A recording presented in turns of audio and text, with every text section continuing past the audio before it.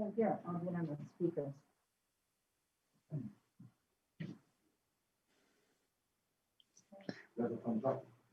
The special meeting will now come to order.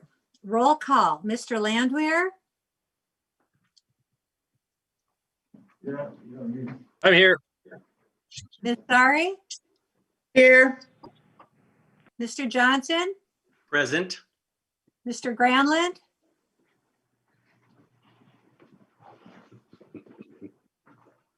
Present. Mrs. Livingston Matherly, Here. and Mrs. Zawicki. Here. All right, all please rise for the Pledge of Allegiance. I pledge allegiance to the flag of the United States of America and to the republic for which it stands, one nation, under God, indivisible, with liberty and justice for all.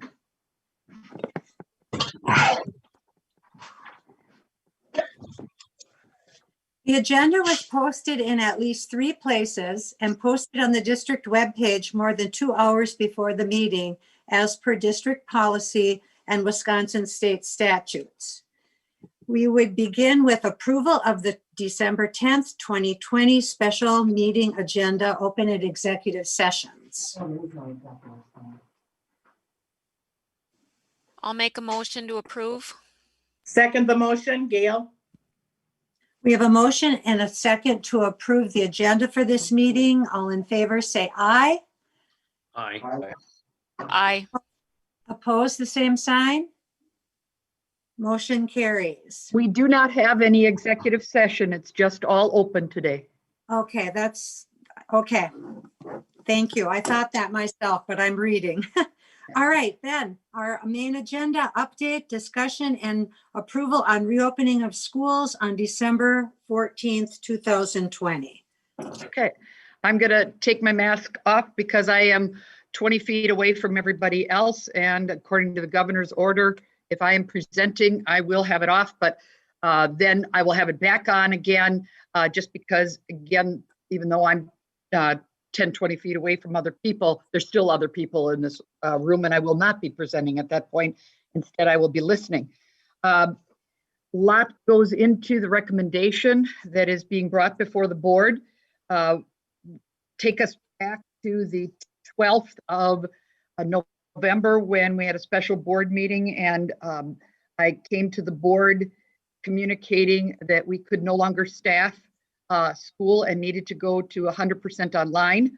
That seemed to be clairvoyant because the following week there were huge spikes between staff and close contacts and students and the greater community as well. The decision was made by the board to basically be online for 3 solid weeks. It turns into 4 weeks because of the Thanksgiving break. And a staff survey, 2 staff surveys were done. One staff survey to the teachers, because for the other support staff, we have a pretty good understanding of who is close contact, who is out due to positive, not for all of the other departments already still working in this building. Our teachers working extremely hard, long hours, 100% though online. Many of our teachers did come in to the school, and that was delightful to have them access our internet. It was just easier for them to be able to instruct online, but using our facilities, so that internet was not an issue at all. We did the first survey, and that had to do with the teachers as to how many of our staff were not going to be able to come back on the 14th of December. We received 2 responses out of 82 that had responded. Of the 99, principals were given the list to, out of 89, okay, out of 89. So there were 10 more that our principals needed to contact between when that meeting occurred and this meeting. Mr. Carlson, did you receive any different data than what we had? Okay, in case you can't hear, there's one that's being tested either today or tomorrow. And that was it. That was it for the extra from the response of the survey. Hey, excuse me. I think if you're not speaking, you should mute. Otherwise, we're going to get back sound. Okay, got it. So that I should mute, or you're saying, oh, that Nancy should mute, Brian should mute. Okay, gotcha. And in order to mute, you go to the lower left-hand.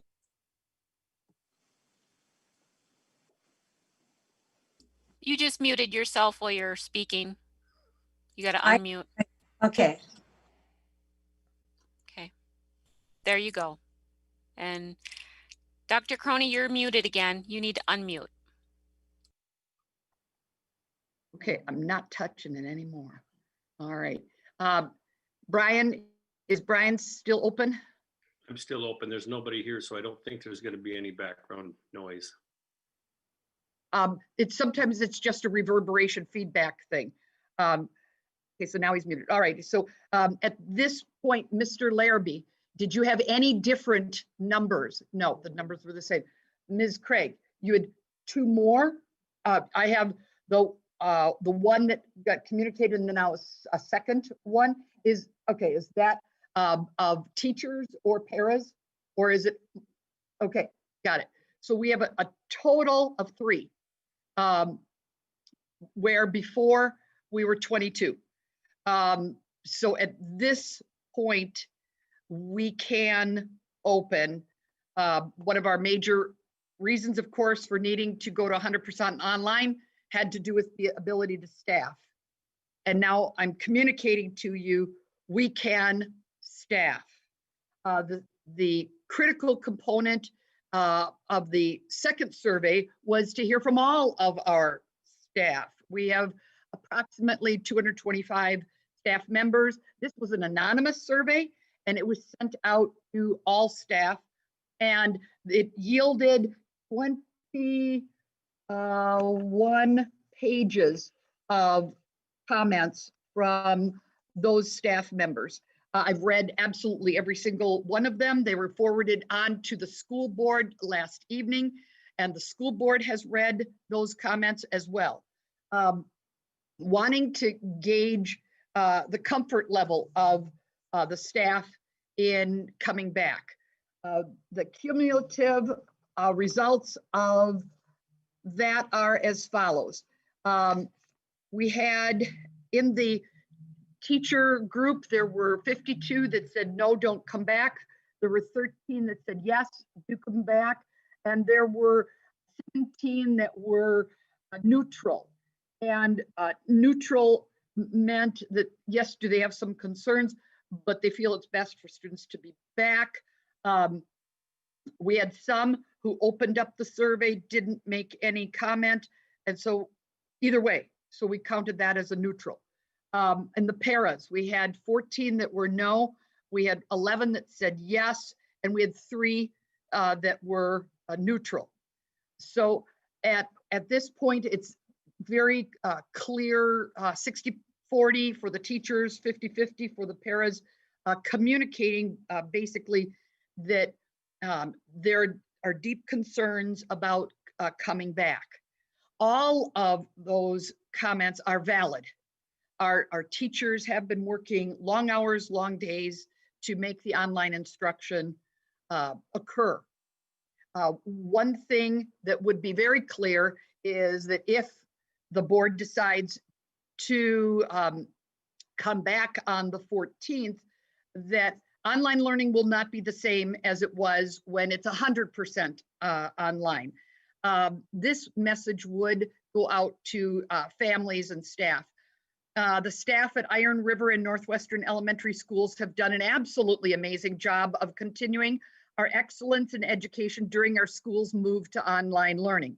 However, as we move back into in-person instruction, our teachers will need to support students in both in-person and online learning platforms. For students remaining online, we will resume the prior format of one grade level teacher recording a content area lesson. These lessons will be placed into the Google Classroom with directions for the week's learning activities. It will not be, as it was, 100% live streaming all the time. That's impossible for our staff to be able to manage that. That just won't be able to happen. Douglas County Health Officer, as well as, that's Kathy Ronke, as well as Sarah Wortman. I had a conversation with her last night at 5 o'clock, asking for their recommendations, because their recommendations are key. Their recommendations would shut us down to 100% online, or their recommendations would be valid and important for the board to know in their consideration. Kathy Ronke communicated in writing that she is in favor of the 100% coming back to instruction due to the low numbers of active cases that we currently have. One of our board members asked for data from before, but for active cases, meaning in the cases in the last 2 weeks, there are 8 that are positive. Kristen Clemmer, our district nurse, is that correct data as of this second? Because things changed between this morning and 3 o'clock today. Where are we at, Kristen? For students, that's correct, yeah. Okay, for students, that's correct. All right.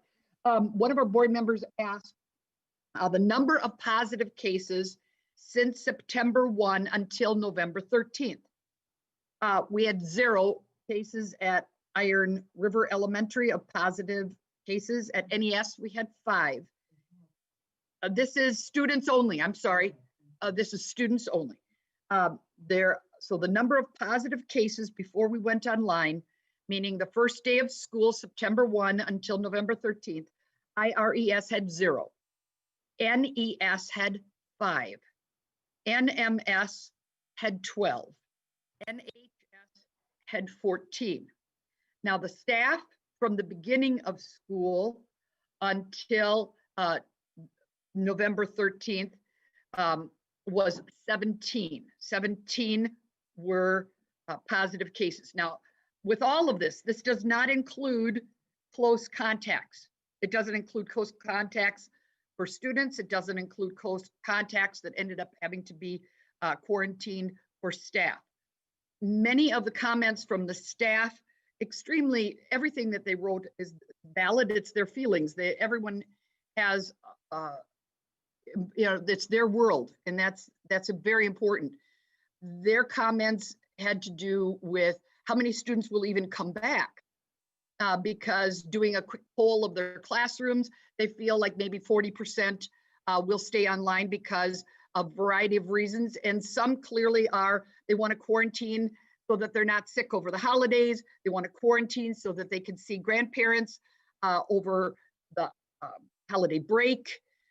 Everyone has every right to make their choices. And that's why the recommendation would always be to keep 100% online as an option.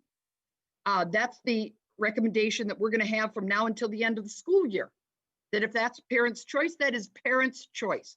However, we've also heard numerous emails from parents with the opposite view of a deep hardship on their children, on themselves as well, of what online learning looks like in their family, and wanting their children back face-to-face, because our parents already get the choice of 100% online. But if we choose to stay 100% online for all students, you've evaporated the choice for the 60% that do want to have their children come back and have education. I have a board member who strongly feels that we shouldn't come back, because this now makes our staff not able to have a choice of being able to quarantine. And now the staff's children can't necessarily go to grandparents' house, et cetera, because they don't have backup people to come in and stay at home with their children while they do need to teach. But of course, then they teaching means that they're not quarantining. And so that's unfair to our staff. I respect everyone's view. But our job is to educate children. We are essential. We are no different really than hospital workers, firefighters, police. We have a need to educate children. The best for educating children is our wonderful teachers. We've said that we had to close down because we didn't have staffing. We're now saying we can open because we do have staffing. I will now answer any questions the board members have, but this is completely, of course, the recommendation of the admin team, and an admin team is not 100% at one on this either. And so the recommendation is coming after I have listened to everybody for 2.5 hours for the admin team meeting. I've been listening solidly for the last, 4 weeks of where are we going. But I've listened to Douglas County Health Nurse. I've listened to Bayfield County Health Nurse. I've looked at the statistics and the numbers, and I am comfortable with the recommendation that we come back on December 14th and that we also come back on the 4th of January, because that will have been 10 days after Christmas itself until, so the 26th, 27th, 28th, 29th, 30th, 31st, 1, 2, 3, and 4, 10 days. We're back on the 4th of January. We'd be asking all families to bring back their Chromebooks because we would be expecting to be we need them. We don't have enough technology for one-to-one. So we would need them to in their Chromebooks, because the expectation would be that we will come back again on the 4th of January. So that's it. I have a number. May I start? One of the things you mentioned was Kathy Ronke said she's comfortable. I read the letter, and the way you've presented it is she's comfortable with coming back. But the way I read it was she's comfortable either way. Whatever we decide, she's comfortable with that. Is that not correct, or am I wrong? From my conversations with her, she's always stated it's best for kids to be face-to-face in front of teachers. She said there's definitely mitigating issues when the kids are not with their teachers and instead they're in different homes because they're having babysitters or they're at a grandparent's house, because now the spread is the cleanliness, all of it isn't necessarily what school is following with the masks, et cetera. So if I were to respond to how other conversations that I've had with her, she clearly feels school opening is the best for kids because of the difficulties when you move kids to other environments other than school. However, when she speaks of health, she's supposed to be speaking about health things, not of the what's best, in teaching. You've said that our job is to teach children, and I believe that is our job. But if we don't have the safety in front of that, then that doesn't do us any good to teach our children. We need to have the safety first, then the teaching comes after that. And like I say, from her letter, I believe she said she's comfortable either way. And I'll read you the letter. I've got it Okay. right here. Great. Hello, I thought I would reach out to you to see if you need any information to help inform decisions about resuming in-person instruction in your schools. I've been running reports for schools, including the number of school-age children from each district who have tested positive in the last 2 weeks. The Maple School District area had approximately 125 cases of all ages and only 4 school-age children, ages 7, 11, 12, and 17. I support return to in-person instruction when possible. Let me know if I can help you with any further information, Kathy. That's the exact letter. Perfect. She said when possible, and I agree with that, when possible. And when we asked the question, when you asked your paras and your admin team and everybody the question of, are you coming back next week? That was assuming that we were having school. So I would assume that most of those answers were yes, because they were assuming you were going to have school. So there was really no reason for them to say no unless they were quitting their job, correct? I was asking staffing. There was 2 separate surveys. This Okay. was a completely separate survey, basically to say, are you on quarantine? Meaning, are you positive or are Right. you a close contact? Yep. Because if you're not a positive or you're not a close contact, you are employed. Sure. So we see the numbers in the numbers that you shared show that it's much less. We have teachers, we have students that are better. There's a reason that they got better. It's because they're not in that pool of germs. And my thought is, and I've heard it from many people, we send them back for 7 days. It's going to take 2 days to kind of get into the groove of things. The last 2 days of the 7 days are, kids kind of start checking out because, they're going on winter vacation. So we're really looking at 5 days or 3 days in the middle where it might be helpful. Do we really think by putting all these teachers and all these kids into that school and exposing them to each other, and these teachers, some of them are going to be exposed to hundreds of kids. And if one of those children in their class comes down with COVID, that teacher and their family will be on quarantine. And I don't know if any of you have lived through quarantine. It's not fun. And it's not fun for the family, especially over Christmas. So we're going to put them into this, I'm going to call it a cesspool in some respects, because we don't know how bad it is. And for 3 days of learning in the middle of this thing, I don't understand why we would even consider it. But I'll give somebody else a chance to pipe in.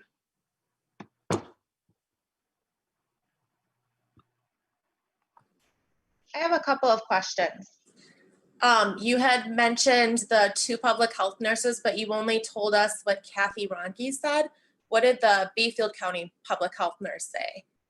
Sarah Wortman, last night about 4:20, we started the phone conversation, and her conversation was basically the numbers warrant that it's not happening with kids, that kids are fine. She said 30 and 40-year-olds after deer season, she had some cases with that, and all the rest have been 60 and on up for ages. And that kind of proves it out in that we've had 0 cases since the beginning of the year at Iron River Elementary. Mm-hmm. Okay.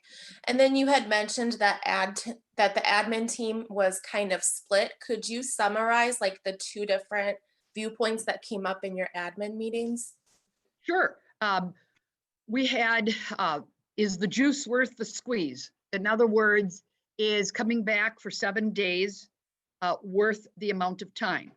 One of the thoughts with that, of course, is that our block schedule for grades 6 through 12, 7 days really is the equivalent of 14 days because our classes are 85 minutes long.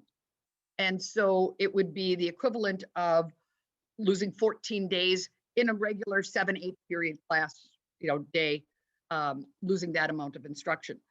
And then the thought was, because of the concerns of 60% of our staff basically saying they're scared, would that alleviate the fears? I don't know. I don't know if it would or wouldn't. So that was one of the conversations. The other conversations were from, well, after the holidays, should we be gone the whole first week after? The other conversation was, well, is New Year's a big deal? And so maybe we need to not start again until the 18th of January.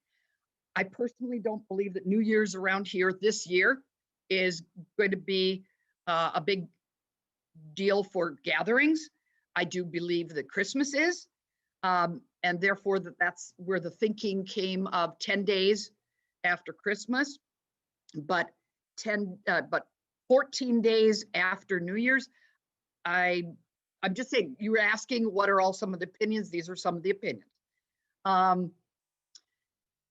Everything from the recommendation that we have here, as well as just concern about how will we manage all of the technology and because we need that to happen.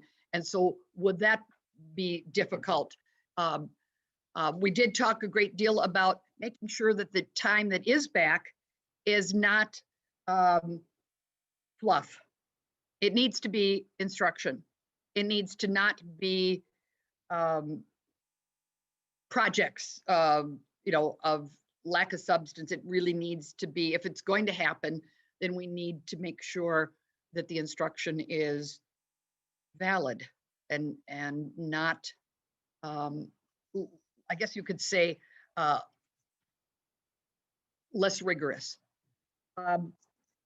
Clarify NES and IRES Monday through Friday. Monday through Friday is the case for NES and IRES. It always has been. Middle school and high school would always be the Monday, Tuesday, and the Thursday, Friday. It's totally online on Wednesday.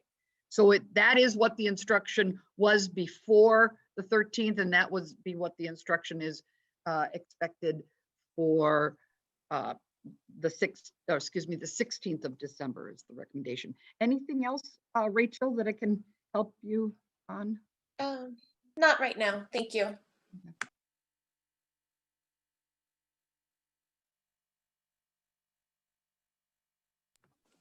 Adam, were you signaling? Yeah, can I go? Go ahead, please.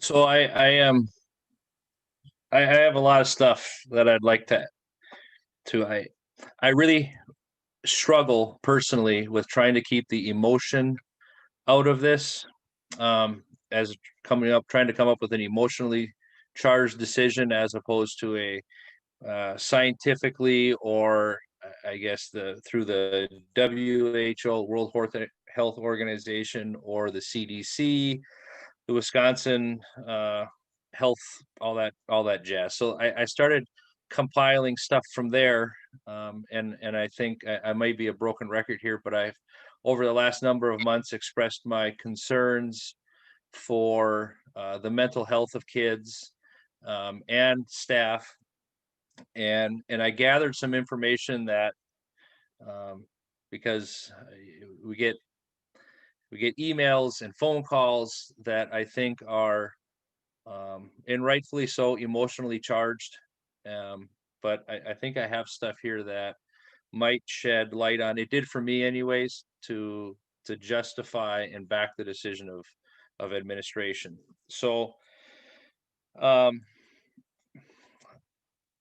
let me see here. I wrote it all down so I didn't have to try to come up with this on my head. So one, the World Health Organization has been urging world leaders to end lockdowns.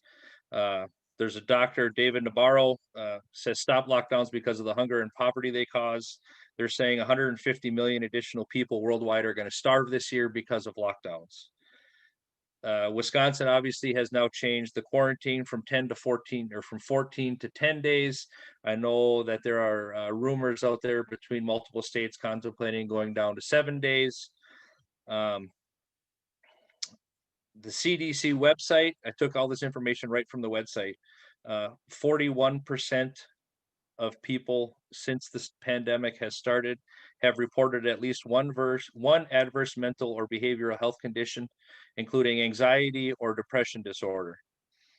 And I guess at this point, I would urge, if parents have kids around, maybe they should stop having them listen for a moment. But through the CDC website, 10.7% of people of all ages have considered suicide in the last 30 days. The population of Wisconsin is 5,822,000 people. That calculates out to 623,000 people in the last 30 days that have said they have seriously contemplated suicide. 623,000 people. There have been, where is my number here?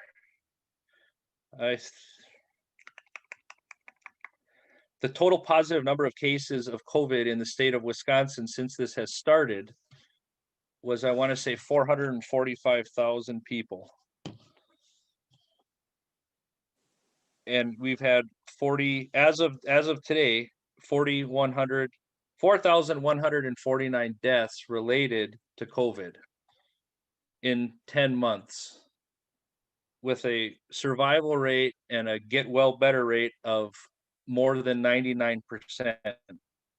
You take that same Douglas County having a population of 43,000 people, you take that same 10.7%, that's saying 4,600 people in Douglas County alone have considered a permanent end as opposed to COVID. The effects of kids' mental health is I'm seeing it firsthand with my kids, with my nieces, my nephews, friends that have kids. It's not going well. The F list within the schools is skyrocketing. Providing a quality education is it's not working online. I mean, that's my opinion. The kids are able to do stuff online, but it's not a quality education. So at a the other same thing, the state of Wisconsin, when they talk about the infection rate and the mortality rate, it's 0% death rate through the age of 30 on the Wisconsin website. And that's population wise. I understand being scared. I get it. I want the kids in school. I think these numbers show that although we're scared, I think that fear and emotion is driving some of these decisions as opposed to the numbers that are on the websites, the numbers that are reported, and even what Kathy Ronke has been saying she feels that she supports the decision that we make if that's to go back to school. Thus ends my rant. Thank you, Adam. There's someone else that would like to comment now. Brian? Just a couple things to the point. I think Adam's points are all good. I don't see how the 7 days is going to change a lot. The F list, the suicides, the behavioral things, those are all horrible, horrible things. And if we were talking about January 14th coming back instead of December 14th, my opinion probably would be different, because he's right about all those things. It's just these 7 days are not going to change that. And even in these 7 days, half of each class is going to be missing because of parents that are not going to send their kids there anyway. So it will crush the teachers. The teachers are going to have to do double duty, trying to do both things at one time. And it's going to crush them also, along with the rest of the problem. I know the kids want to go back to school. I understand that. But January 14th is a much different time than just December 14th. Although it's January 4th. Or 14th. I mean, we haven't decided that yet, for sure.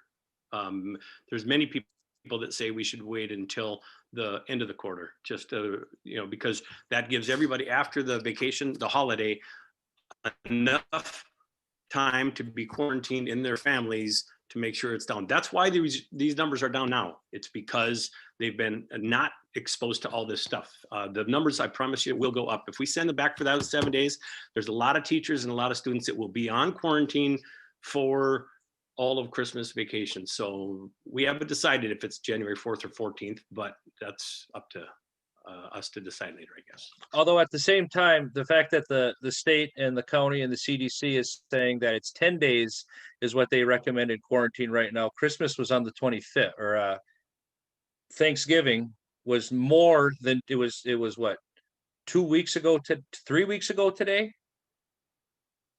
3 weeks ago today. So those numbers that you're talking about should be spiking right now. And if they're and they're not, as far as those numbers from Kathy goes, and Kristen, you may be able to answer this better than I, but those numbers are not spiking in the age demographic that we're talking about. Nursing homes, unfortunately, and those numbers have gone up, but not in the age demographic that we're talking about to bring these kids back. And if that were the case, these numbers should be through the roof right now within the last 5 days. And that doesn't seem to be the case.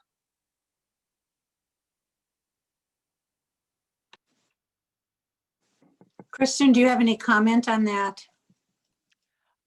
I didn't get too many parent reports during the break that we haven't been in school learning. So I don't have too much data to share since we've been back besides the ones that were reported from the county.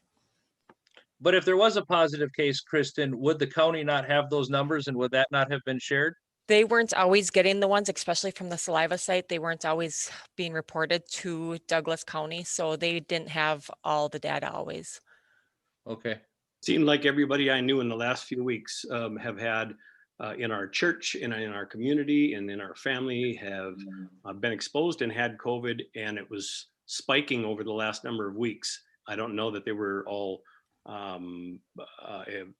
turned in or, whatever, reported, I guess.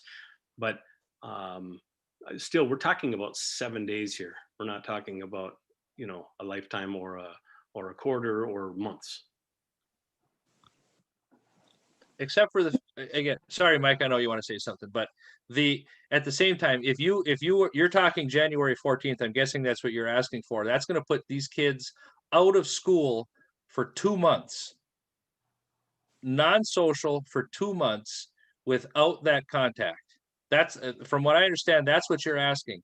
And that is the reason that these CDC numbers continue to increase for mental health and for everything else. 7 days may not seem like a lot, but for these kids that have nothing but to do, they're home alone. Those 7 days are exactly, in my opinion, what these kids need. And how many, I don't know how many kids this group has, grandkids or children, but every one of them will be exposed to hundreds of other kids, and your family will be on lockdown if one of them, even if a kid in their class gets COVID.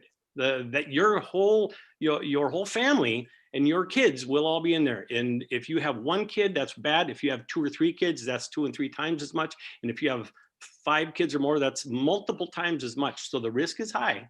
I've got 6 kids in my house, 2 adults, and according to the county, Kristen, you can again clarify this if you'd like, but because I've had my kids in quarantine because of close contact.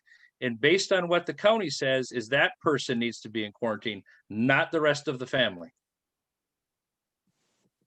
That's Am I correct. incorrect Yeah, or am I correct, the Kristen? person that was in close contact to the positive case would be in quarantine. Right. So if your Not the rest. 3rd grader is in close contact, they're going to be in lockdown, and your family is going to leave that 3rd grader at home when you're going on your family vacation, right?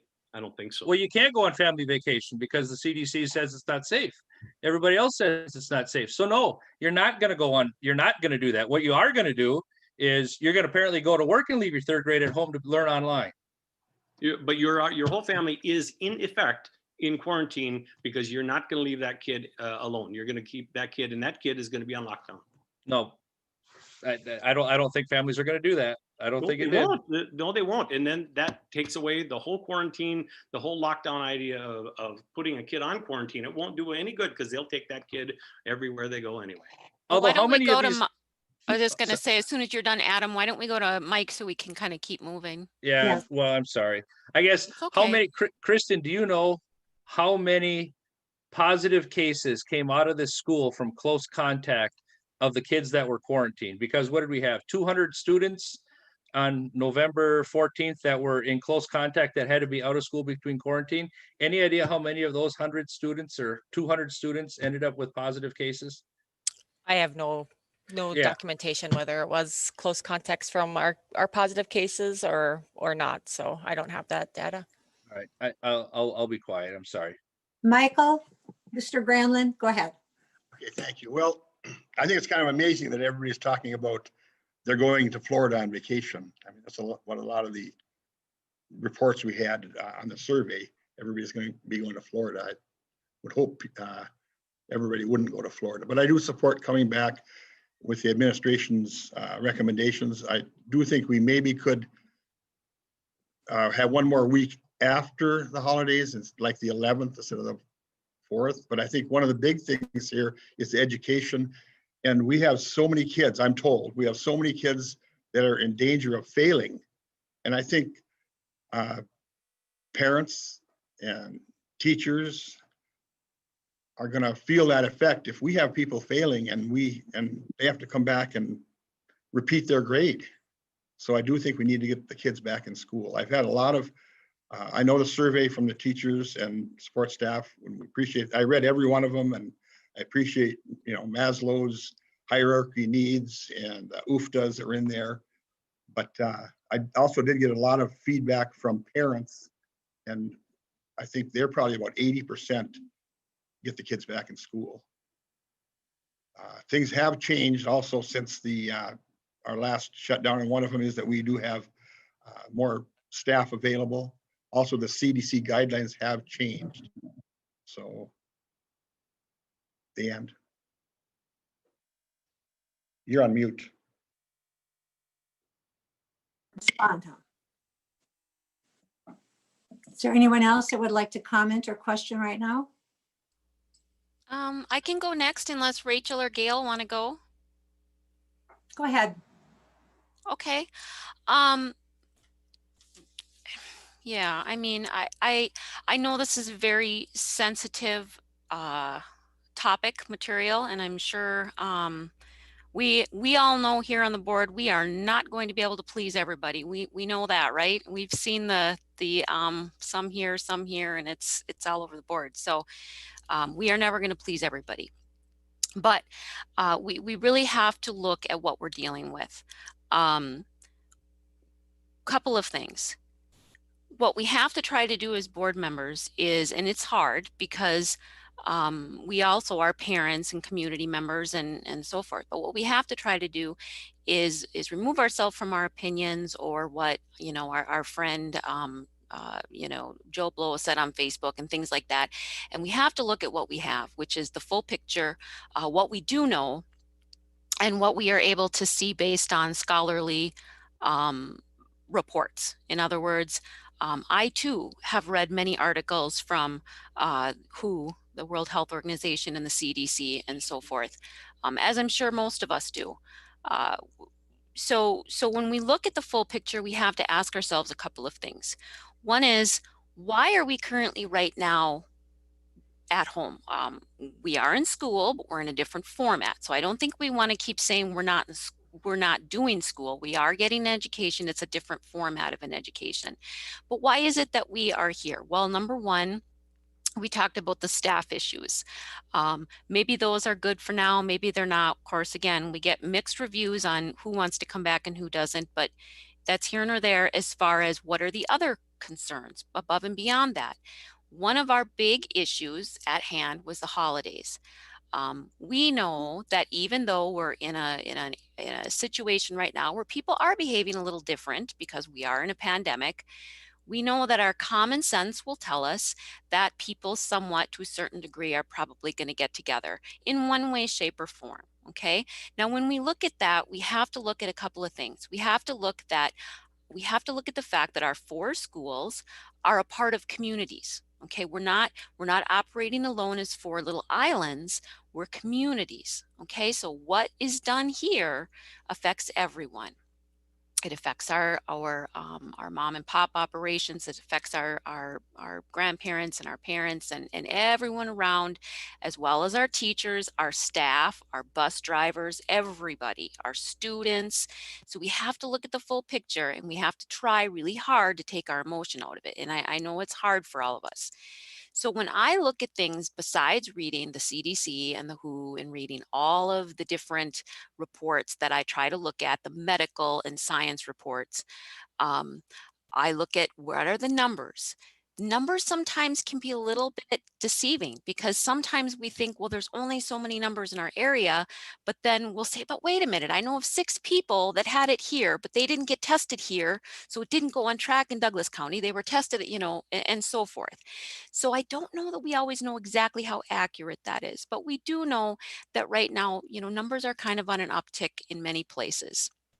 We do know that we've had a few countries that have tried the herd, what do you call it? The Immunity. Herd yeah, immunity. and what country was that? Sweden, and right, completely backfired. So you're going to get pros, you're going to get cons on everything. But what we have to look at as a school system right now is what are our immediate concerns. I think the holidays are probably that. We had Thanksgiving, so we just finished one, and we're getting ready now to have Christmas.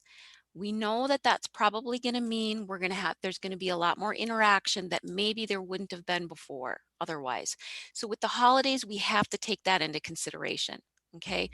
I also think that we have to take into consideration that it is really difficult for parents, teachers, and students to plan when we say, well, we'll go ahead and do this for 4 days, and then we'll meet and we'll decide the next week, and then we'll do, in a real world where people, have to work and have small kids, they need to be able to kind of plan and have some type of an idea of, where am I going to be in 3 weeks? What do I need to do as a family? Okay. So I do think it's important that the decision that we make now at least follow us through through the holidays, so that people can know, where do I need to be and what do I need to do? Okay. My vote is going to be for us to maintain how we are until after the holidays. Now, typically, I would say that if you go according to the CDC new changes with the time frame, which I've seen controversy on that and don't know how great I feel about that. But if I go with that, it would bring me, if I considered Christmas as then it would bring us to our normal scheduled time back, which is January 4th. If I wanted to be concerned about the New Year's activities, it would bring me to the 10th, which the January 11th is a Monday, which would mean starting on the 11th. So I would be flexible to consider the 4th or the 11th. I would not be comfortable with going back in between Thanksgiving and Christmas. I think that is just going to be a little bit too risky at this point, knowing what we know and knowing what we have been able to see and research. So that's where I'm coming at with it. Oh, and one more thing. Again, like I said, I think it's hard for our teachers and our students and our parents when we do this kind of, well, let's decide for a week and then we'll come back. And we probably shouldn't have done that. That is really not fair to everybody. I think that we just need, and I know changes can happen. We might say we're going to do this and then something explodes. And with that, keeping that in mind, that's fine. But for the most part, we should have a plan, and our plan should be pretty stable and set forth so that everybody can know what to do. My vote is going to be for the very earliest coming back being January 4th, which, to be honest, I don't know that I'm even all that comfortable with, and I probably would prefer January 11th. Okay, so there I've given you my stance on things. Thank you. Thank you. Is there someone else that would like to talk? Mrs. Sari, go right ahead. Yes, I appreciate everyone's input, and I do get input from numerous areas, from the counties, from the state, from the nation. Adam, your material that you presented was wonderful. I read all of that. I've read so much that, I have to go with my gut instinct too, because COVID has touched my family. My mother is 93 years old, and in her nursing home, there is 40% of the residents there have COVID. And it's just, the people who come in, they get temperature checks and they get all of this, they're washing their hands, they're sanitizing. However, it still got in there. The thing that I'm really very leery about is having kids get back to school, because we know not everyone is good with following the instructions. Like I was telling my grandkids, because I go and help them with their school and stuff. We have to sing the ABC song 2 times and then make sure that your hands are soaked up and lathered up by that time. And then you can rinse them. It's good, but you talk about depression and mental issues going on with those that want to get to school, but we haven't thought about that with the ones that have other things that will happen to them because of their health reasons, and also the mental capacity of some of our students who are afraid because they don't even want to listen to the word COVID. I have had to change my verbiage with my grandkids even to say a virus. And then they're less, but then once you speak COVID, anything, their stress levels go so high. And our teachers know it's not perfect. What I want everyone to do too is to go on in line and tell your legislators that we need to have better broadband and we need better internet connections. That's what will help it. Instead of a teacher being kicked off of it all the time when they're trying to talk for even half an hour. Those issues are something that legislators could be telling us what to do. And another thing, I guess I keep checking with legislators and now they want to make it mandatory that teachers be in school when they're instructing children. This is part of the stuff that the legislatures are going to be looking at. You can throw all of that stuff out there, but until you're really in the school district to see what families are doing and what we're dealing with here. I've had numerous calls and emails saying that we need to get back to school. And then I have other emails that say, for 7 days, is it worth it to have people to miss out on Christmas activities with their own family? Dr. Fauci even said, keep your circle small. Keep your circle small. I am not in favor of going back to school on the 14th. And I will state that over and over again. I do not want anyone to be saying that they've gotten parents are not staying out of public areas where they're contracting it or they're getting exposed and then they're bringing it home. They have to stay out of those public spaces unless they're doing right with, and there I cannot say that everyone's going to do it right. And I would be in favor of having this January 11th for the return. I end my statement. All right, Mrs. Zawicki, would you like to say anything at this time, or are you good? Definitely not good. You know, it's so complicated when you look at it, and it's like 60% of teachers and 50% of support staff are not ready to come back. And then there is the very real concern of the transition. You know, kids thrive on consistency. They need consistency. This is not ideal right now by any means. My kids are struggling. They're disengaging. It's not cool. It's not fun.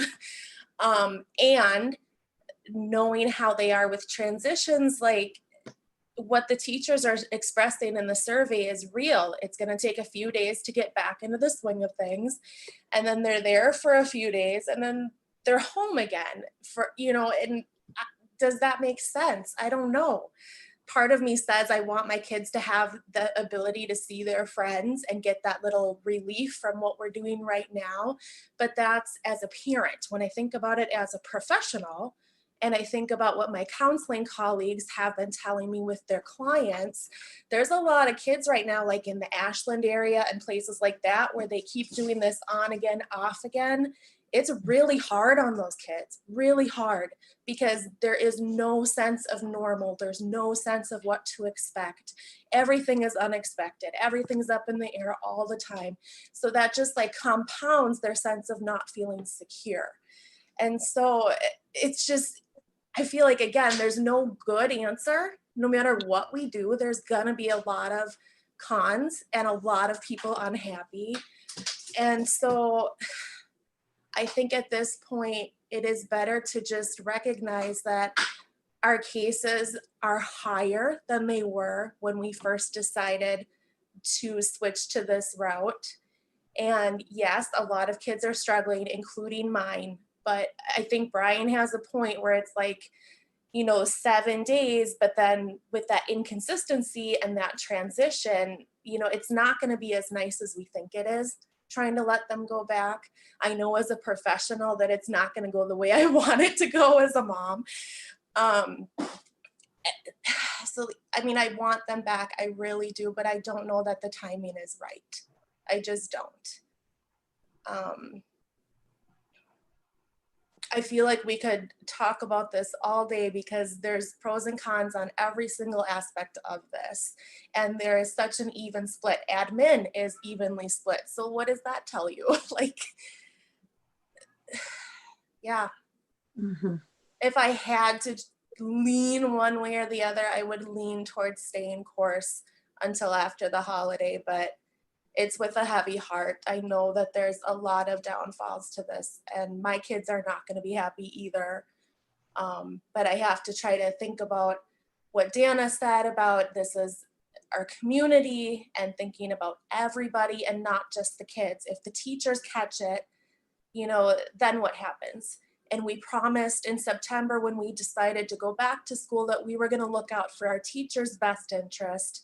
And if they feel like we're throwing them to the wolves again by going back next week, then we're not doing what we promised.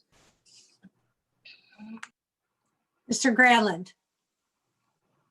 I make a motion. Okay. I move it.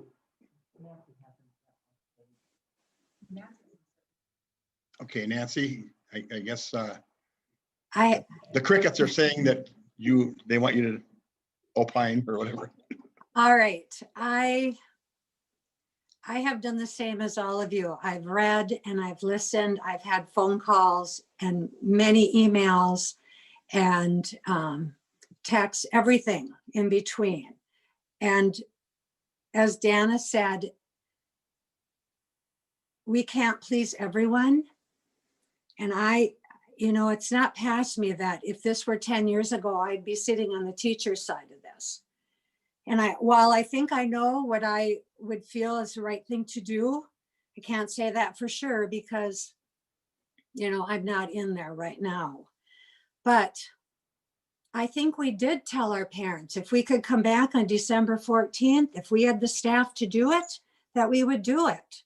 I think that's what we decided at our last meeting. We have the staff to do it. Parents do have an option to keep their children home if they wish for those 7 days, and many probably will. I know it doesn't help the staff. I understand that. But when I became a school board member, the one thing I said was I would always try to think about kids first and what is best for them, what is best for their education. I'm so concerned about the number of students that are failing. They don't have support at home. This is a difficult time of the year for a lot of our families anyway, regardless of a pandemic or not. And kids feel more secure in school than at home in some cases. In fact, in many cases. I'm also concerned, and I know you all are, about the mental health. I am. So I feel like we should go back on December 14th. And then I think we should start when we said we were going to start 10 days after Christmas. I kind of agree that I don't think New Year's will be such a big deal, but I'm just guessing. I don't know any more than anybody else on this. I'm just going with the fact that so many people really want their children to engage in person again. I have 2 granddaughters in another school district in another state. They're both excellent students. They both used to love school. They don't love school now. They hate school. So I think that speaks to their mental health, and they'll get that love back again eventually, but they're sick of being home. They're sick of doing it in front of a computer. And I think we have the staff to open, and that's what we said we would do. I feel anyway. I think we said we would meet and Yeah, look at the I kind of want to clarify. staff. I kind of want to clarify that, Nancy. I don't recall saying personally, when we meet again, that will be for sure the plan. I thought we said we were going to reevaluate, which is what we're doing right now. So I just think that it's important that you clarify that. Correct. That's the way I remember it also. Okay, fair enough. But I think a lot of people, parents, heard it that way. Maybe that's a better way to phrase it. they heard that we would go back December 14th, and that's what they have. You know, we talked about we need to let them know ahead of time, and I feel like many anyway heard it that way. Now, maybe I'm wrong on that, but that's what people told me when they talked to me. That was my understanding, that we go back on the 14th. Mr. Johnson? First of all, I want to say I respect your opinion and I respect Adam, all your opinion. All of those things are valid. However, these 7 days will not take an F student, a person failing up to a higher number. And by switching back and forth, you're going to crush your teachers. And I'll be surprised if you don't have a lot of resignations by the end of the year or before then. And I know you can't always go by that, but you are going to crush your teachers. We are going to be switching back and forth. It's just when. We don't intend to stay online forever, do we? No, but I think that when you put them all into this position where they have to decide what they're going to do, every board member, every one of us that lets this go through and go back for these 7 days, which I think is really 3 real days, we should all go sit in those same classes and be exposed to the same hundreds of kids.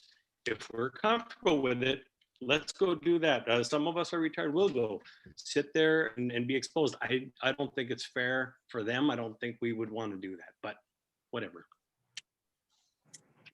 I got the on the November 12th board meeting, there was the Mr. Granlund, seconded by Ms. Livingston Matherly, made a motion to approve the plan recommended by Dr. Croney until December 14th. So that's what we voted on, was December 14th. Then why are we here? If it was just going to be an automatic switch, why are we holding a special meeting? I think the concern was whether we had staffing. We needed to make sure that we had enough staffing, which is what this was for. It's because at our last meeting, which I was on the phone with, we had arguments about it. I wasn't going to support it unless we revisited it before the 14th to make sure that we could see how Douglas County was actually doing. And that's the only reason we went that way, because we knew we had a chance to revisit it before the 14th and make that decision. Mrs. Sari? Yeah, I just want to say, being part of the CISA Board of Control, there are a number of school districts in our CISA area. I hear from the other board members that are on our meetings that they have lost a lot of teachers. Have already sent their resignations in. That is confirmed, because it's just too difficult to be doing things so you're off and you're on, and the stress from doing that is difficult. I hear it with our teachers talking to our 3rd grade students and then the 6th grade students that, well, we don't know what's going to happen from one week to the other. That inconsistency is a problem. We have to be more consistent and be there to support the staff as well. And I do know it is true. We will have teachers who are going to resign. We may have more that will resign because they have issues with their own health, that bringing them back to school is putting them in harm's way. So we have to consider that as well. What about our bus drivers? What about our cooks? What do they have to say about this? There were some reports back from cooks and bus drivers. We were looking at pairs and teachers from what I heard, and administration and stuff. So we have to consider that. Flicking back and forth like this, are we going to have enough bus drivers that are going to be going? And how many parents do we know that are going to be sending their children back to school for the 14th? This is Thursday. So in order for everybody to get back on board for Monday, we're going to have to do a big switch here all of a sudden again. I don't know. That's something to consider as well. So when would you like to see us go back? Because we are going to have to switch back at some point, are we not? Certainly, after the holidays there again, So you're suggesting after the holidays? Yes. Is that what you're suggesting? Yes. And easier for the on that, teachers if we waited until after the holidays. Is that what you're suggesting? Yes, I am. All right. I just wanted to understand. And I'm with Dana on that. She's mentioned the 11th. It doesn't have to be the 18th or whatever. The 11th is reasonable, I think, to do that. So that's what I'm in favor of also. I'm not in favor of the 11th. That is too long, too long. I'm in favor of coming back on the 4th, just saying. Anyone else before we probably have to make a decision shortly? Mr. Granlund? Ready for a motion or do you want more discussion? Mr. Can I make Land, one thing and then I'll be done? I'm sorry, Mike. It's okay. Nancy, I couldn't agree with you more. Thank you very much. I appreciate how you've conducted everything in the meeting. It's been great. We can't currently control what the middle school and high school students do on Wednesdays. We can't control what these families do on the weekends. We weren't able to control what they do over Thanksgiving. We're not going to be able to control what they do over Christmas. And then to say that we think Christmas is going to be together, but we're not going to assume we're not going to think that anybody's going to get together over New Year's. And then we're going to say, well, we're only going to wait 7 days after New Year's before we put the kids back. Well, it's actually going to turn out to be 10 if you do the 11th. But I just, the fact that we can't control what anybody else does, what we can control is when we can get kids back in school, which I think is the best thing for them, should be the priority. So there you go. Mrs. Zawicki. I just want to clarify your question earlier with the switching. My proposal would be to just stay this next week, stay the course so that we don't have all the back and forth, and then after Christmas come back and stay back. That's what I'm the most in favor of. Because I agree, I want the kids to be back. I think they need to be back. And I think this transition is going to cause a lot more nightmares than what people are realizing if we do it next week.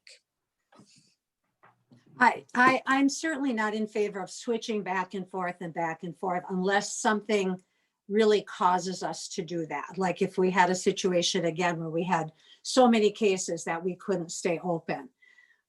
Because yeah, I think that, you know, kids are used to going on vacation, they're home for a while, they come back, they make the transition, but this is a different animal. I understand that.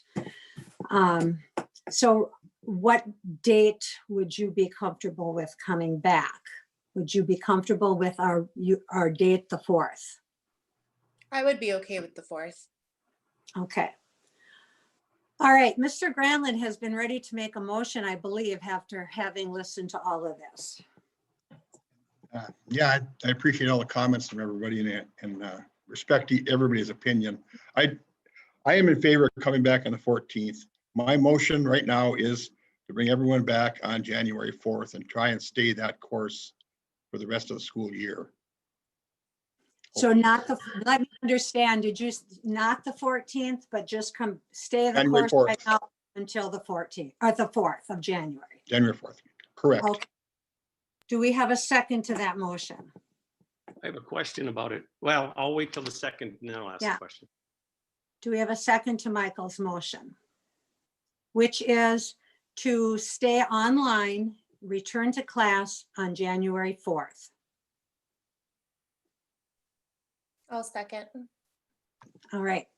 We have a motion and a second to stay online until after the winter break and return to school in person on January 4th. Now, any further discussion? The question I have is, we want to clarify this before next month comes. Are we saying that we are not going to reevaluate the current state of affairs in Douglas County and all that, and we are going to open the 4th, or are we going to leave that open to conditions at the time? I mean, what if they get worse? Or are we going to say, nope, we're opening on the 4th? I'm okay with the 4th. I'm just saying we don't want to get there and then say, no, we said we're going to open the 4th no matter what. I don't think in my opinion, I don't think we can ever say no matter what. This is an ever-changing kind of thing. Fair but enough. Certainly the message I would like to give parents for sure is that we would open on the 4th. Mr. Landwehr. Sorry, I would request that we do a roll call vote on this. All right. I thought we would probably have to do that too. So we have a motion and a second. Is there any other discussion before we actually vote? All right, then we will do a roll call vote. And the motion, once again, is that we would stay the course online until reopening the schools for in-person learning on January 4th, 2021. All right, so roll call, Mr. Landwehr, No. Ms. Sari,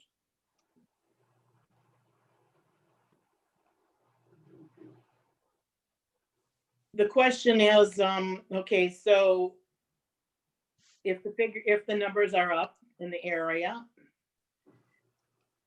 how do you determine if you come back on the 4th? all I can say to that, and again, this is my opinion, is that we are always reevaluating. We have to reevaluate what the situation is. How do So we know? that- If so we I wait think that till should 11th, be how do we know it will be better then? Or if we wait till the right. 18th? Well, but that don't should be something that would be in that motion as well, I think. So Am I allowed to speak to operations here? Sure. If we would be communicating to our staff clearly that over the break, if you are positive or need to close quarantine, we have to know, we have to have a grip on the numbers at all times. We're not going to necessarily send a survey out to say, are you okay or are you not okay? We have to know daily between now and then so that we can make judgments and recommendations. If we see that we cannot staff, I would have no qualms with contacting Nancy Lind and stating we need a special board meeting on the 30th of December, because at that point, we feel like we won't be ready for that Monday, the 4th. That becomes the Thursday, just like this is the Thursday before December 14th. So that would be shared, but it would only be pulled in a conversation of a special board meeting after that data was gathered, and this is where we're at. Granted, this is fluid. Someone could say, yes, they're fine on the 30th, but we don't know where they're going to be at because they are ill over, the break. Peggy's speaking right now, so I got it. I'm sure it's important. So is there something I need to know, Peggy? Okay. I can't. What? I was going to ask the board for permission to be able to say if I can't staff it, that I have permission to shut it down. But I'm hearing from the board that they want to be the one to make that decision. And so the key is I am the superintendent. I do need to handle operations. For snow days, I have to have the authority to say, sorry, it's not safe. We can't come back. And I get it to the TV station's radio. We have a telephone tree and we communicate. If I end up finding out the morning, or on the 3rd, because this is how fluid it is. If I were to find out that we can't staff it, we can't go open, I would need to have the authority to say, I'll need to shut it down. Yep, then we're gonna have a special board meeting on that Monday and make decisions for the following week. But my hands have been tied.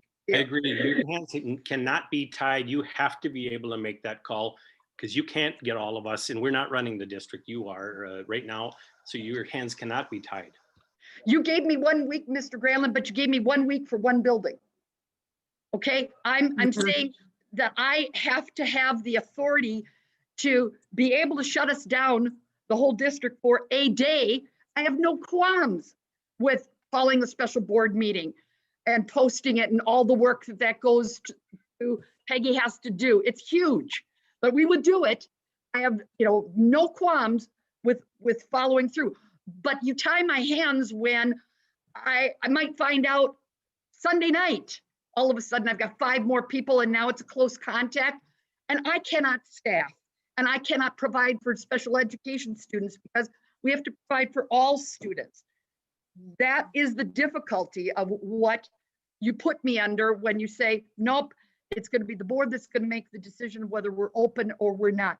And I respect that. I respect the whole conversation we've had today, that I understood it to be that we told our parents, we told our staff, we told our bus drivers, who some are on unemployment compensation, you could be, expected to be back on the 14th and off of unemployment, but there's going to be a board meeting on the 10th to revisit all the numbers. So there are people out there that are clearly understanding we're back on the 14th as long as we can staff it. So where the concept came that we're not back on the 14th, I don't know where that came from, because I understood and I heard it that we are back on the 14th as long as we can staff it and the numbers are lower. So there's no spiking going on right now. Rachel, you mentioned something about that our numbers are higher than where we were on the 13th. Absolutely not. Our numbers aren't higher now than what they're on the 13th. There was a huge spike that week after, and it's been pretty much a plateau. However, the student numbers are clearly not what they were. The staff numbers are not what they were.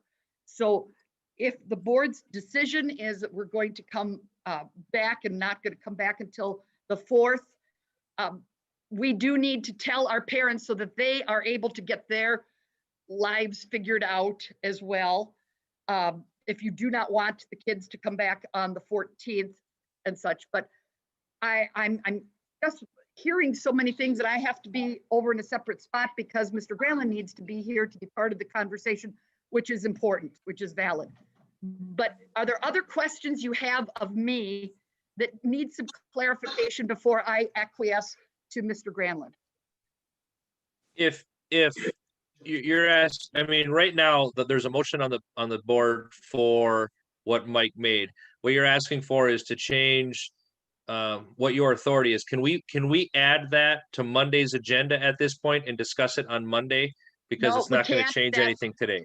No, it'd be tonight meeting, but it'd be a separate motion for tonight. Because the Monday's Okay. meeting is already posted, so we can't add stuff like that. But there's 3 issues here. There's December 14th, there's the 4th of January, and there is the concept of for one day, let me shut down the district. If it's not going to be for 2 weeks, let me at least be able to have the authority to say, because truly that Monday before we ended up having the Thursday meeting, I didn't know we were going to even be able to staff it that day. I really thought today is the day. We can't do it. We just can't do it. So You're asking for a separate motion for that. Yep. Okay. All right. Yeah, but that would be for, for, We'll take this roll call vote. Okay. and then got it. Yep. I'll put Mr. Okay. Granlund back. where we land. Okay. All right. Like I Just- say, Gail then would say for January 4th. So your vote is yes. Yes. All right. Mr. Johnson. Oh, unmute, please. I'm sorry. My vote is yes. All right. Mr. Granlund. Oh, he's not back yet. Oh, there he is. Okay. Aye. Yes. All right. Mrs. Livingston Matherly. You're muted. I will say yes for the sake of working together and going for it. My preference would be the 11th, but yes, I will agree to the 4th. And when I say 11th, I mean January, not December. Yeah, I will agree to January 4th. I would prefer January 11th, but I will agree to the 4th. All right. Thank you. Mrs. Sawicki.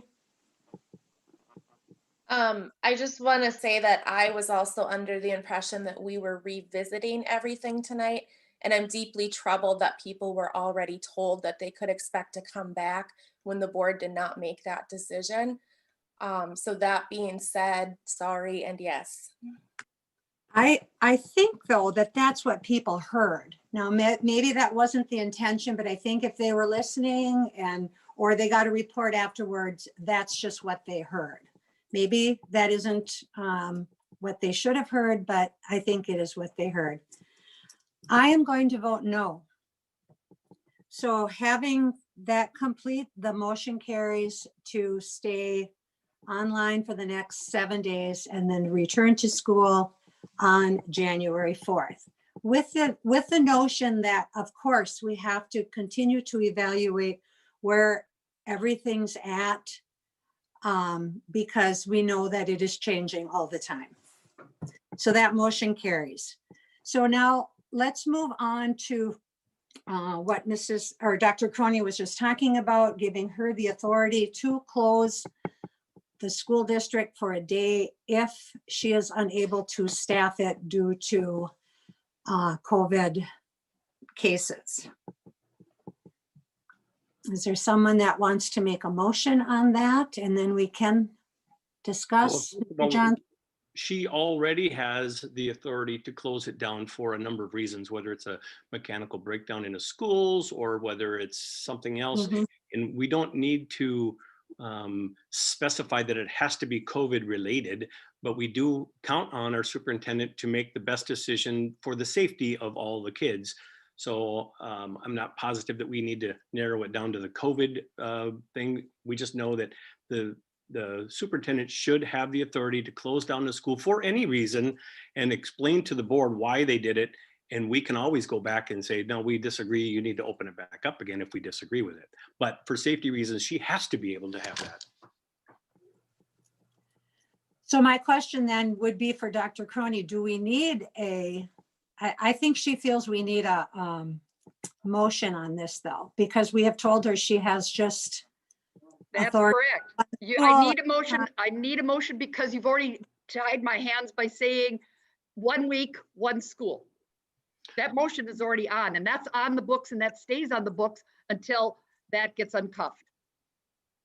But Dr. Croney, did you hear my comment about how you have to be able to do it, not just specifically for COVID, but for anything? You have to have that authority to do And that. I've had that So- authority. I've had it for snow, Exactly. for when the Husky oil refinery, I had the Exactly. authority to say, sorry, I was listening to the Douglas County Health Chairman. He said, shut her down because the wind could turn. And I don't even think about calling all the board members to say, oh, by the way, there's a safety issue. I just do the job. So the motion actually should be to rescind the previous handcuff that we put on you. Oh, that'd be nice. Either way, from this point on, you could just do it. A motion from this point on is fine. I will make a motion that we rescind our previous, I don't know if you can call it something different than restraint, I guess, previous restraint of the 1 school for 1 week at a time and go back to the way it was previously. Do we have a second to that motion? I'll second it. All right, we have a second. Mrs. Sari, I think I heard first.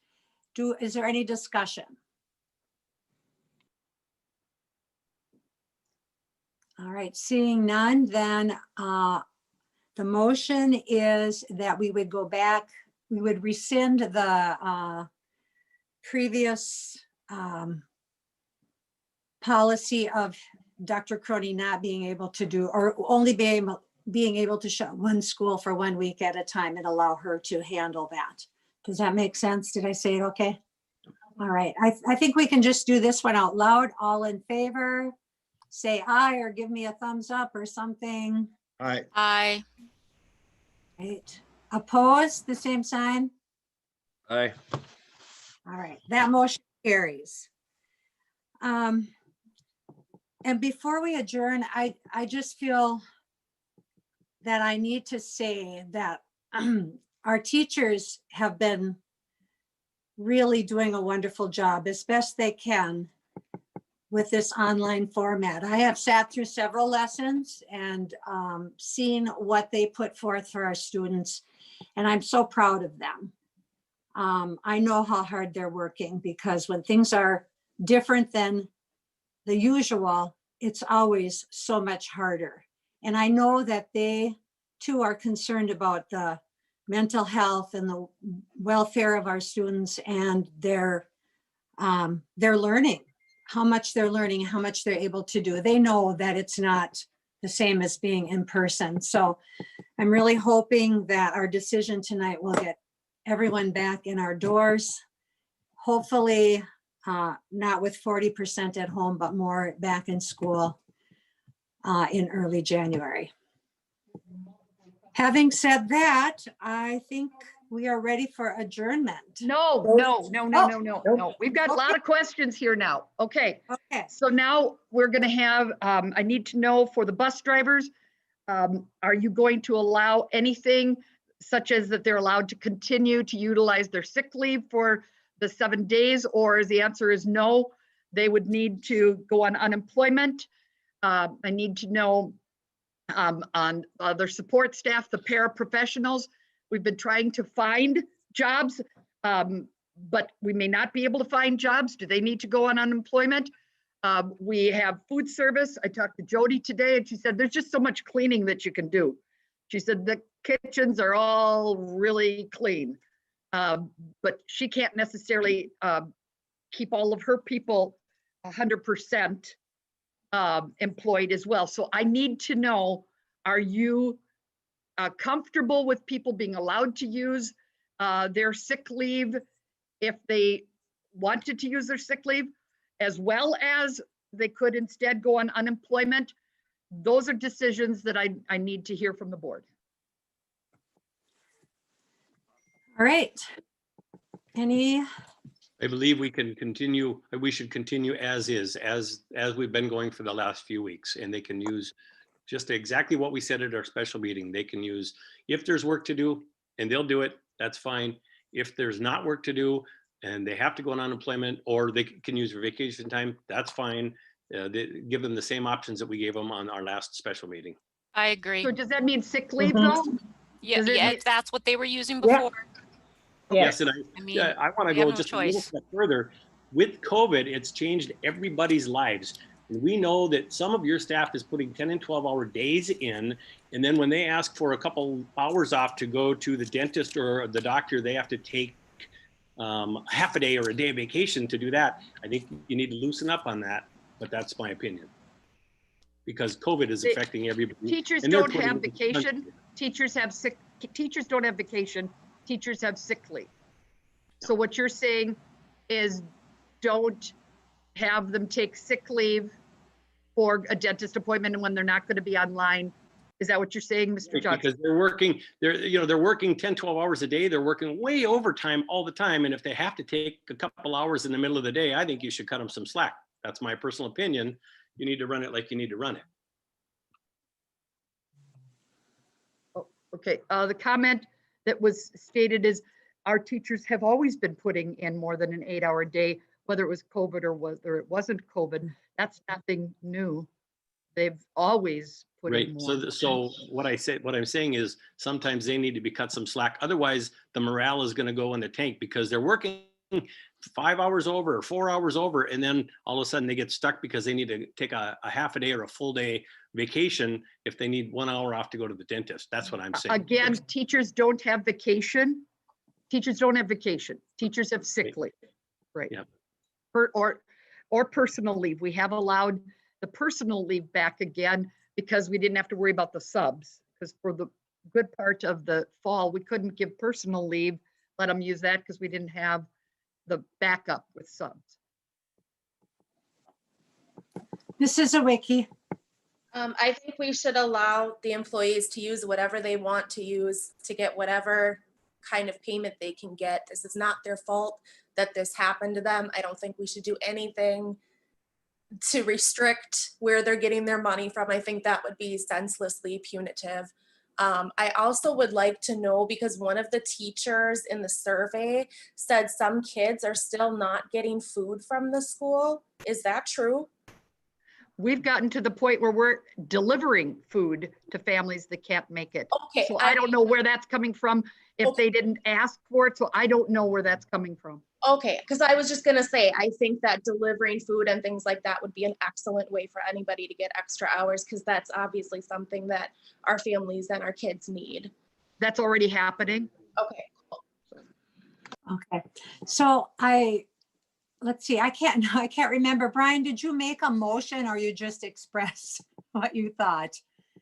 Okay, we do have, I'm sorry, I just got passed a note. We do have a lot of paras and new employees that have already used up all their sick leave.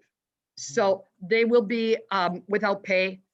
I just want to be straight with you that this stopping again for another 7 days, they've used it all up because when you think about it, we have been out for 3 solid weeks, and 10 days is all they have, a new employee would even have for sick leave. So that's where we are. Peggy, hold on, Peggy's writing some more. Well, I mean, otherwise just come and talk. Okay. Okay. Apply for unemployment takes weeks for anyone to receive. Okay, I'm going to make a motion then that we pay them for the week that they have to be off.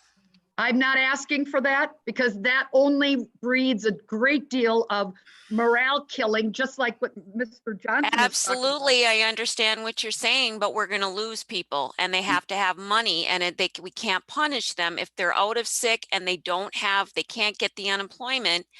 They're going to leave, and if they leave, we don't have anybody. But the unemployment, if it takes a week or two, they still get it.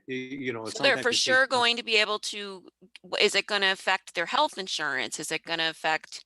No, many of these people don't even have health insurance with us because they're 5.75 hours. And we have done the best we can for finding jobs for them. Where's Cody? There's Cody. Do you feel for the next 7 days of work, there's going to be some people that won't have jobs, or do you feel comfortable? Because I know food service doesn't need them. They're scrapping to even find enough jobs to work for them. Okay, the comment from Cody was he does feel we have enough work to keep our people working. Okay. In special ed, yeah. Okay, hold Okay, on. but that doesn't help us with food service, or I'm sorry, that doesn't help us with bus drivers or paras. Can we pay them? Is it in our budget to pay them?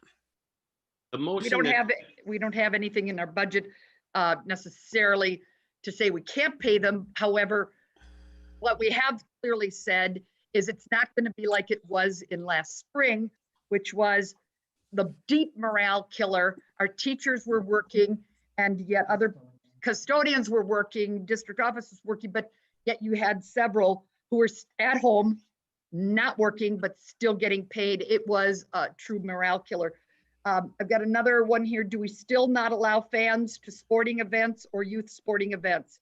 That's a whole nother question that we need. We've got the motion on the table that we should do. Okay, okay, so Dana made a motion. Brian, did you make a motion prior to that? I made a motion that we continue just like we were as before, and they can use vacation days. They can use that's correct. Whatever they want. And then at the end of the story, then it's unemployment, in that order, however they want to use it. Got it. There's not. So Dana, do you withdraw your motion then? She couldn't No. first until we already. No, I don't. On this one. Okay, so your motion, Brian's motion, I believe, was first. I second that motion. And we have a second from Mr. Granlund. So the motion is for our support staff to continue to use their sick leave or unemployment or whatever other options they have for these 7 days that we will not be back in person in school. All in favor say aye. Aye. Aye. I have a question. Have they? Oh, I'm sorry. Have they also burned through all of the FFCRA money as well? I'm sure it's different for every one of them. That would be another one of their options if they have not. Okay. Otherwise, Cody just said he could keep the paras employed for those 7 days. So I'm just going by what he said. Okay, Peggy would like a roll call vote with this. Also, All right. Answering Rachel's question, the FFCRA days do not count for the paras because we still are, instructing. We are online, 100% online.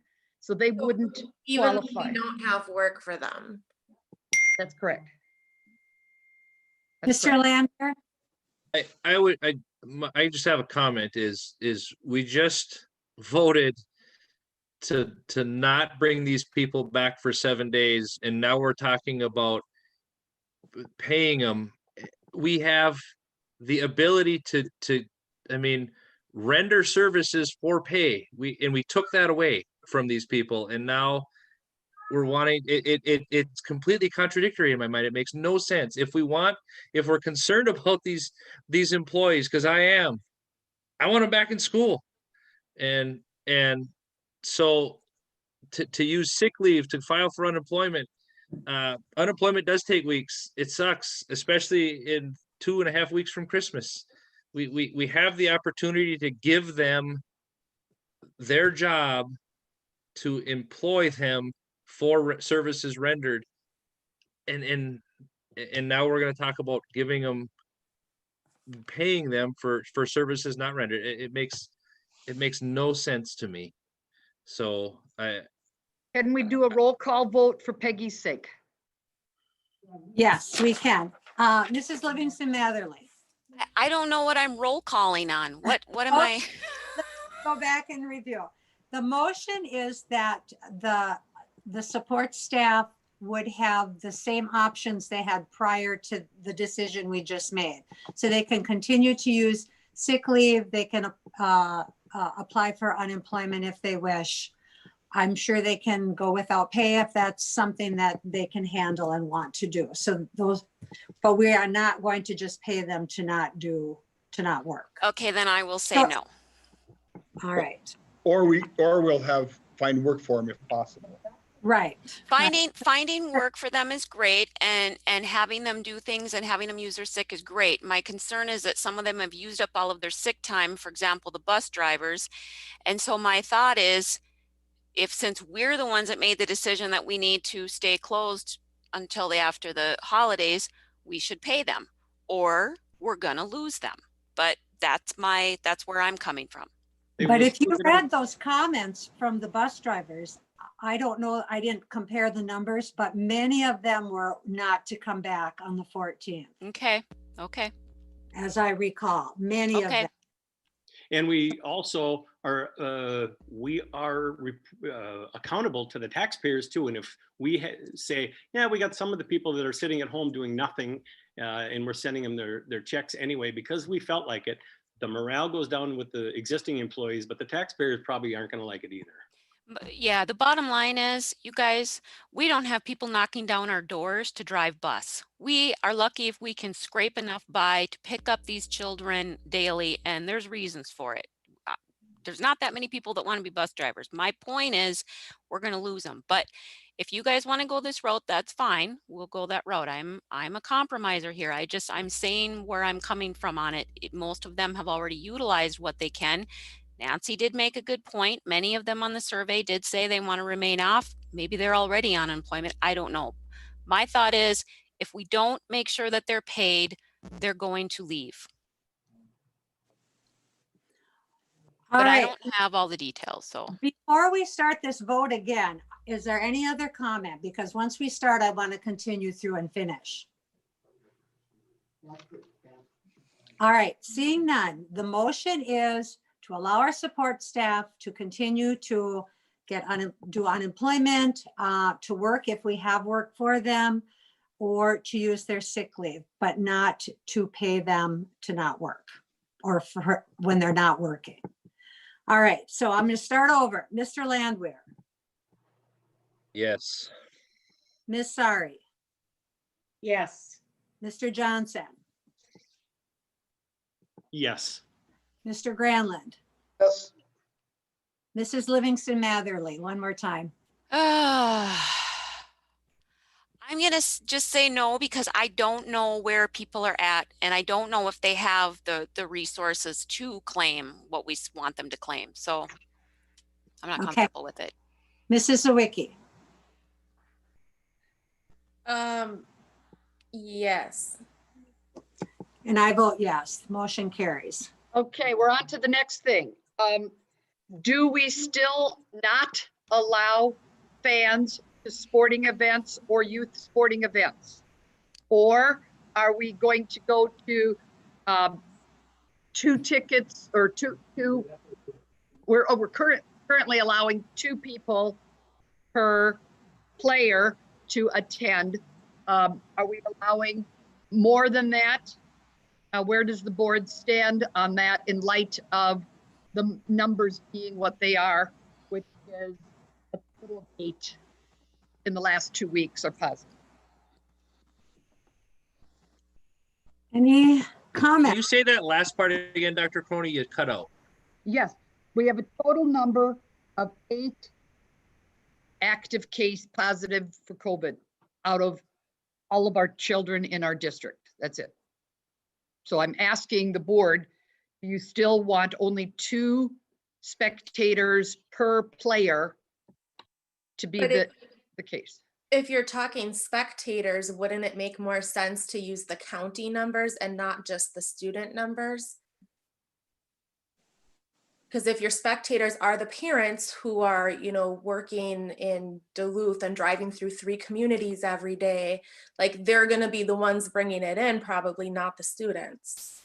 Got it. I certainly see your point, but the question is, we're talking about now until January 4th, so there's no face-to-face. So I'm just asking the question. We're currently doing this.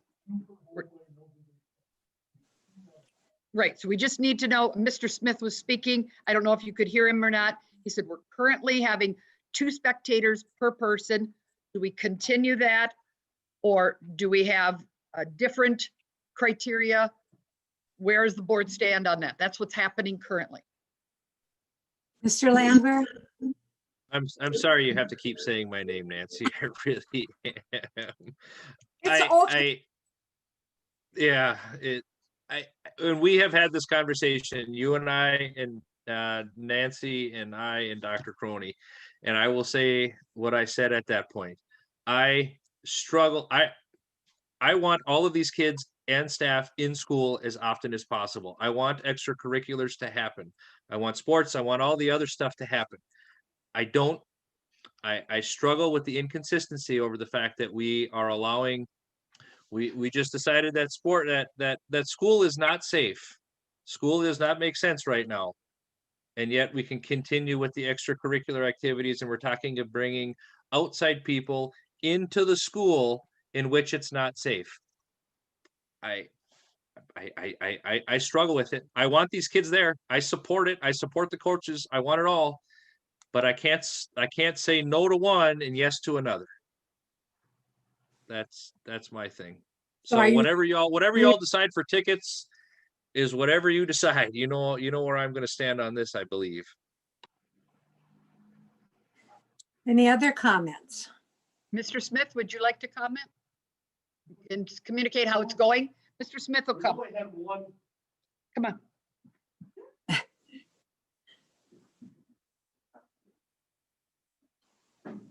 When it was voted on to go shut down to go all virtual for 3 weeks, it was decided we could play athletics and allow 2 tickets per home player, no spectators for the visitors. We have only had the opportunity to play 1 home game so far.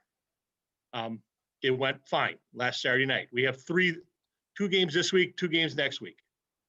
So my question is simply, do we keep it status quo like you agreed to last time and just have no visiting spectators and just our parents? Shut it down. My question is, when we had that restriction on them, the way you just mentioned it, did we have room for more people and still be socially distant? Yeah, hundreds. Yeah. So the alternative would be to open it up to what we proposed and got approval for from the county, which was about 30% of our capacity, which is around 320 people in that gym. Or do we want to wait till January 4th on that? The other part of my question was, in the 2 weeks that we were virtual, we did not allow outside groups to use our facilities, mainly youth sports. Do you want to continue? They were going to start next week. But now that the decision's been made, should we wait till January 4th? So status quo on spectators at games, status quo on outside groups, or do we want something different? That's my question. Any questions for Mr. Smith while he's at the microphone? You want to tell us, just for the sake of us all spinning this around in our head, what your thoughts are, because you're the one that's usually physically there? Well, it was really great to see the kids play last Saturday night. They played really hard. The girls' basketball team did. It was really boring. And not a lot of excitement. Yeah. Can we make it work for a couple more weeks? We sure can. Would I like to open it up for fans next week? Yes, but I also understand the pushback we're going to get on not having school. So I would be very satisfied with status quo. Any other questions? I don't see anybody. Sorry, did you have something? No? Just keep it status quo. I think that given the decision made previously, that it would be kind of hard to open that up. Mr. Granlund? Yeah, status quo till January 4th, and then change it somehow, or, maybe go with the county recommendations at that point. Every school has different, in the heart of the North, every school has different, parameters and plans. And I was at Spooner Monday night for the basketball game, and it was sparsely attended, but I don't think they had zero. There was visiting people could attend. 2 per, I guess it was, 2 per player. And right now we're not allowing anything for visitors, so I think we should allow something for visitors as of January 4th. Okay.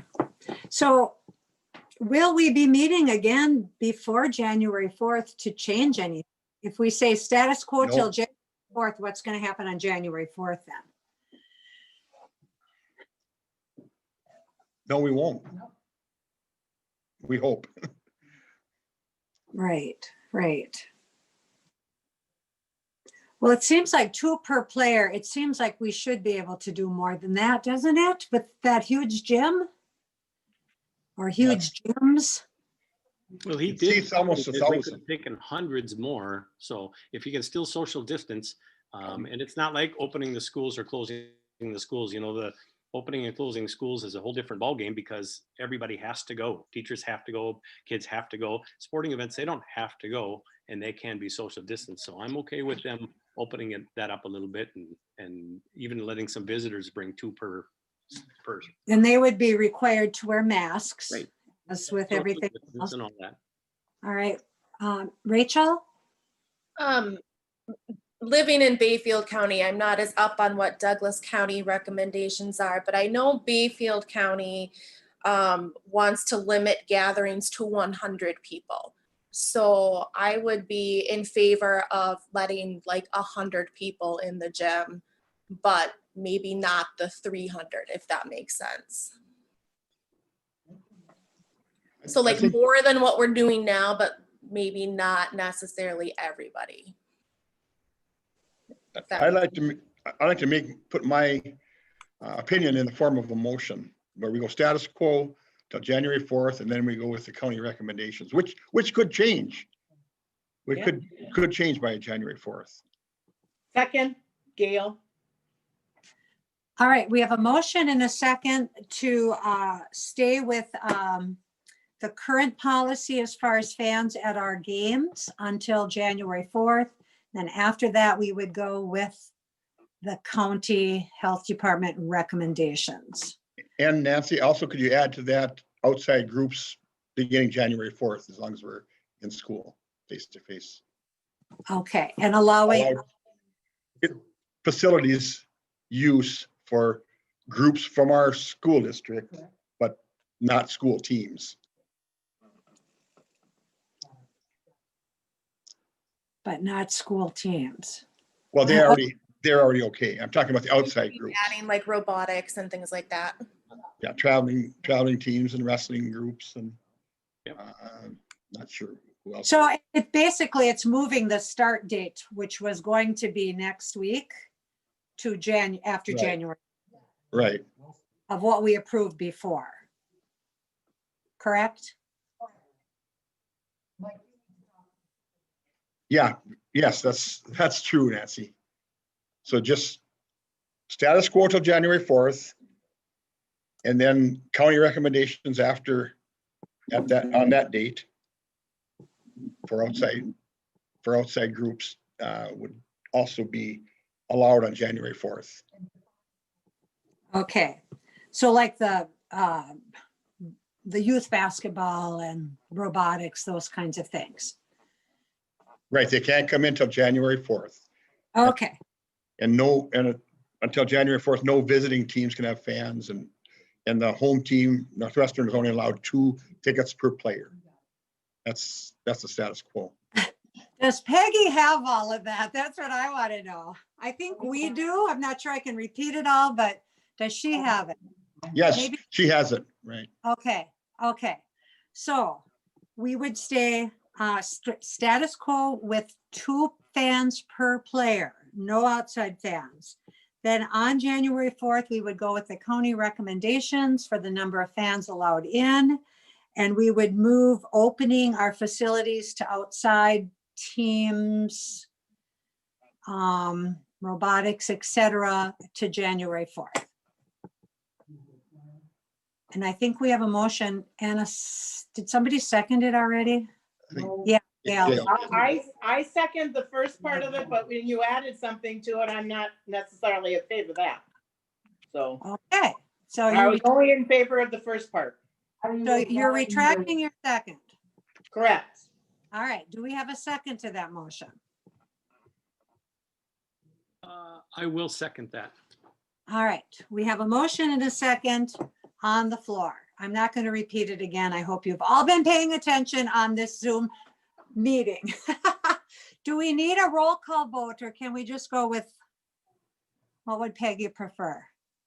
Roll call would be preferred. Roll call. All right, I'm just going to go across my list. I always start with you, Mr. Lander. You're first up. No. Miss Sari, No.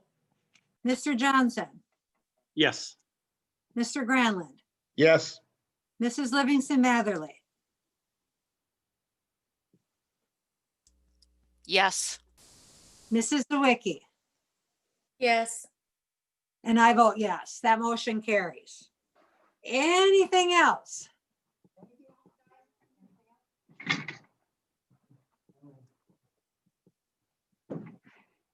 I think you did it. Yay. All right, so then are we ready for adjournment?